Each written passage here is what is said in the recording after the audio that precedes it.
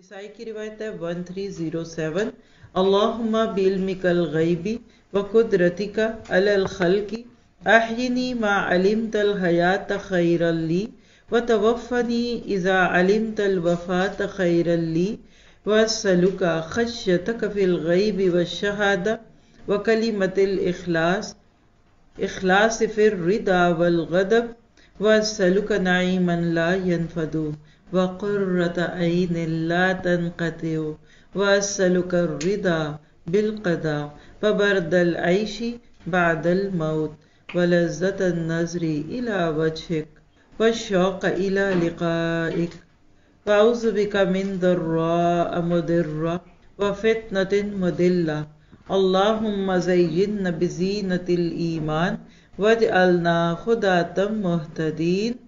اب اس کے ترجمے پہ غور کیجیے گا ذرا، سنتے وقت آپ دیکھیں گے جتنے مختلف مضامین اس بارے میں آ رہے ہیں یہ دعا کس حد تک اس کا احاطہ کرتی ہے۔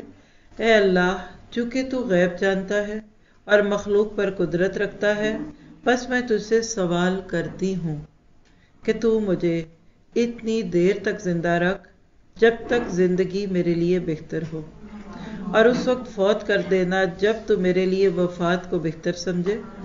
میں تجھ سے خلوت اور جلوت یعنی تنہائی اور شہنائی یعنی لوگوں کے بیچ میں یا اکیلے میں تیرا ڈر مانگتا ہوں، اور رضامندی اور ناراضگی میں کلمہ حق کہنے کی توفیق مانگتا ہوں، اور تجھ سے وہ نعمت مانگتا ہوں جو ختم نہ ہو، اور وہ آنکھ کی ٹھنڈک ربنا ہب لنا من ازواجنا وذریاتنا قرۃ اعین۔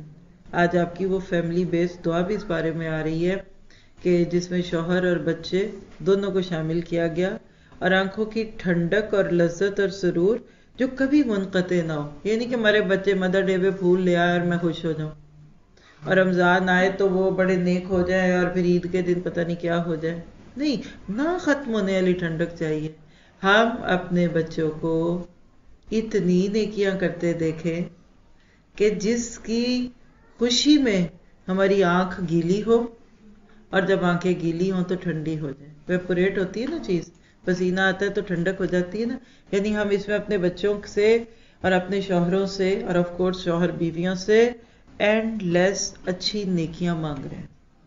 ایک لمحے کے لیے یہاں بیٹھ کر سوچیں آپ سب، میں آپ کے لیے سوچ سوچ کے خوش ہو رہی ہوں، آپ کے ہسبینڈ ابو بکر عمر کی طرح کے صدیق اور فاروق ہو جائے، آنکھ گلی ہوئی ہے کہ نہیں ہوئی؟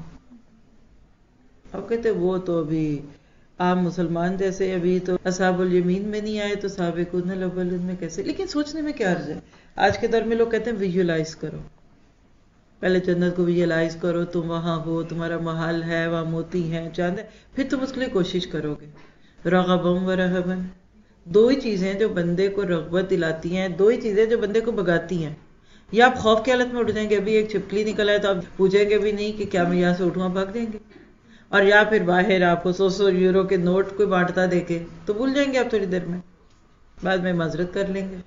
دو ہی چیزیں جو بندے کو رغاتی، اللہ کے نبی نے فرمایا کیسا ہے وہ جو جنت کا طلبگار ہے اور سو رہا ہے، یعنی مانگ جنت رہے اور کوئی رغبت نہیں، کوئی بھاگ دوڑ نہیں، اور کیسا ہے وہ جو جہنم سے پناہ مانگتا ہے اور پھر بھی سو رہا ہے۔ تو یہ دو چیزیں بندے کو موٹیویٹ کرتی ہیں، تو وہ کہتے ہیں کہ ویژولائز کرنے کے بعد بندے کے دل میں شوق بھرتا ہے۔ تو آپ ذرا سوچیے اس وقت اپنے ہسبینڈ کو، کیسے لگے آپ کو اپنے ہسبینڈ آپ کے تصور میں؟ ہے کسی گلفام شہزادے سے کم بیچارہ اللہ کا بندہ؟ میرا لئے زندگی میں پہلی دفعہ آپ کو ان پہ پیار آیا ہوگا۔ اب اپنے بچوں کو سوچیے، علی رضی اللہ عنہ کی طرف بچپن میں بھاگنے والے نیکیوں کی طرف، اور حضرت زید، اسامہ، ابن عباس، ابن عمر، چھوٹی چھوٹی عمروں کے لوگ تھے، یہ کیسا لگتا ہے؟ ابھی نماز کا وقت قریب ہے اور آپ کہتے ہیں بیٹا ناشتہ کر لو نا، حسن ناشتہ کر لو، وہ کہتا ہے ماما نہیں، نماز کا وقت ہے، میں بھی نہیں کروں، کھانا کھا لو، جلدی سے مجھے کھانا دے دے، میری نماز کا وقت ہے۔ کیسا لگتا ہے سوچ کے؟ اور آپ کی بیٹیاں، مثال تو لوگوں نے رابعہ بصری کی دی ہے جس کی مجھے حقیقت زیادہ نہیں پتا، حضرت فاطمہ کی طرح اپنی حیا کی اتنی کیئرفل ہو جائیں کہ اپنی دوست کو کہتی ہیں ایک موقع پہ فاطمہ کہ میں بڑی مغموم رہتی ہوں، رضی اللہ عنہ۔ کہا کیا ہوا؟ کہنے لگی کہ مرنے والے کے اوپر ایک چادر ڈال دیتے ہیں تو جس سے ان کے جسم کے ابھار سے پتہ لگ جاتا ہے کہ یہ عورت ہے کہ مرد. تو مجھے افسوس ہوتا ہے سوچ کے، مجھے غم پڑ جاتا ہے کہ جب میں مروں گی تو میرے اوپر جب چادر ڈالیں گے تو لوگوں کو میرے جسم کی ساخت پتہ لگ جائے گی. اب تو یہ باتیں کرتے ہوئے بھی حیرت ہوتی ہے. دوست بڑی عقل مند تھی، کہنے لگی میں حبشہ گئی تھی تو میں نے وہاں دیکھا کہ وہ ڈیڈ باڈی کو جس چارپائی پہ لٹاتے ہیں نا، اس کے چاروں طرف 4 چھڑیاں لگا دیتے ہیں اور اس کے اوپر چادر ڈالتے ہیں. تو چونکہ چادر اوپر ہوتی ہے تو پتہ ہی نہیں چلتا ہے کہ اندر کوئی مرد ہے کہ عورت ہے، کوئی موٹا ہے کہ پتلا. تو کہنے لگی میں تجھے وصیت کرتی ہوں کہ میری موت کے بعد میری ڈیڈ باڈی کے ساتھ ایسا کرنا. اللہ ہماری بیٹیوں بہوؤں اور ہمیں خود ایسی حیات دے دی. پتہ ہی نہیں جسم کدھر جا رہے ہیں، پتہ ہی نہیں کون دیکھ رہا ہے، کیا چھپ رہا ہے، قمیض چھوٹی ہے کہ بڑی ہے کہ گلا کھلا ہے کہ بازو چھوٹا ہے کہ بڑا ہے. کیا ہم خواب نہیں دیکھ سکتے اس بات کے کہ ہماری بیٹیاں سر سے پاؤں تک اللہ کی رضا میں؟ وَلْيَضْرِبْ بِخُمُرِهِنَّ عَلَىٰ جُيُوبِهِنَّ. مردوں کو نظریں تو جھکانی اتنی آسان ہو جاتی ہیں جب عورت پردے میں ہوتی ہے.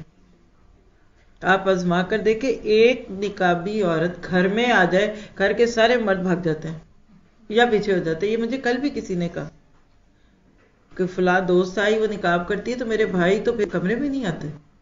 اور آپ ذرا سا اپنے آپ کو سجا سنوار کر پیش کریں، وہ سب سے پہلے آ کے آپ کا حال پوچھیں گے بھابھی سنائیے اور باجی سنائیے. تو اللہ ہماری آنکھوں کو ٹھنڈا کر دے انہی نیکیوں کو خود کرتے اور دوسروں کو دکھاتے ہوئے. اور پھر اگلا حصہ دعا کا دیکھیے، اور تقدیر پر راضی رہنے. آپ کو سورہ فرقان میں مسئلہ تقدیر بھی دکھ رہا ہے. موت کے بعد پرسرور زندگی اور تیرے روح اقدس کی زیارت کی لذت. آج اس میں آپ اللہ تعالیٰ کا دیدار مانگ رہے ہیں اور تیری ملاقات کا شوق. اللہ میں تو اس کا سوال کرتی، شوق نہیں بدل گئے؟ کہاں گلوکاروں اداکاروں کو ایک نظر دیکھ لے، کوئی آٹو لے لے، کوئی ہم سے ہاتھ ملا لے، کسی کی گاڑی ہم سے ٹکرا جائے، چلو ہم کہیں گے تو صحیح فلاں کی گاڑی ٹکرائی تھی. لذت النظر الی وجہک والشوق الی لقائک واعوذ بک من ضرہ مضرہ. اور ہر نقصان دہ مصیبت اور ہر گمراہ کن فتنے سے تیری پناہ طلب کرتا ہوں اور کرتی ہوں. اے اللہ ہمیں ایمان کی زینت سے مزین فرما.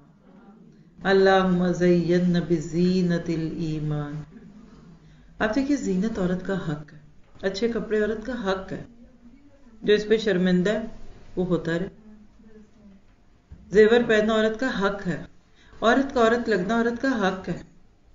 کیوں کہا کہ اپنے مردوں کو سفید کپڑوں میں دفنایا کرو. مرد سفید پہنتے ہیں، عورت سفید نہیں پہنتی، اس میں جسم جھلکتا ہے. بہت احتیاط کی ضرورت ہوتی ہے سفید کپڑے پہننے کے بعد. اور جب ٹخنے بھی کھلے ہوں اور ہوں بھی سی تھرو، اور گرمیوں کی لان کی پتلی قمیضیں اور پتلے شلواریں. لیکن جو زینت ایمان کے ساتھ آتی ہے نا وہ ویسے نہیں آتی. آزما کے دیکھ لیں.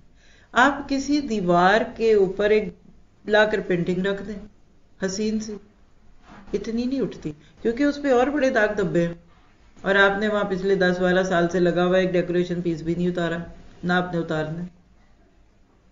پہلے دیوار کو صاف کریں. چمکتی ہے نا جب دیوار تو ایک چھوٹا سا ڈیکوریشن پیس بھی خوبصورت لگتا ہے. جب آپ کا میرا دل ایمان کی روشنی، ایمان کی چمک کو محسوس کرتا ہے نا تو ہر چیز آپ کو اچھی لگتی ہے، آپ کو سجتی ہے. سب سے بڑی زینت ایمان کی زینت ہے. تو وہ لباس، وہ کپڑے، وہ زیورات، وہ رنگ، وہ روپ، وہ حسن جس میں ایمان کی جگہ بے ایمانی دکھے، جو دوسروں کے ایمان کا سودا کرنے والا بن جائے، اس کو نہیں مانگتی. ایمان کی زینت مانگتی ہوں. اور پھر ہمیں ہدایت یافتہ اور گمراہوں کے لیے راہ دکھلانے والا رہنما بنا دے. یہ ہے وَجَعَلْنَا لِلْمُتَّقِينَ إِمَامًا کا حدیث ورژن. ہم دعا تو بڑی کرتے ہیں لیکن اصل بات کیا ہے؟ آپ ذرا سا سوچیے. آپ چاہتے ہیں نا کہ آپ ہدایت یافتہ لوگوں کے امام ہوں اور آپ کے بچے بھی، تو آپ کو دوسروں سے بڑھ کر تقویٰ دکھانا پڑے گا. دیکھیے کپتان کون ہوتا ہے، پروفیسر کون ہوتا ہے؟ جو ہر لحاظ سے دوسروں سے اوپر ہوگا. ایسی ہے نا. آپ کو مجھے اپنی اولادوں سے زیادہ متقی بننا پڑے گا، تب وہ بنیں گے متقین کے امام. ہمیں اپنے شوہروں سے زیادہ نیک بننا پڑے گا، پھر ہم امید کر سکتے ہیں کہ وہ بھی انشاءاللہ ہمارے لیے اور زیادہ خوشی اور سکون کا ذریعہ بنیں گے۔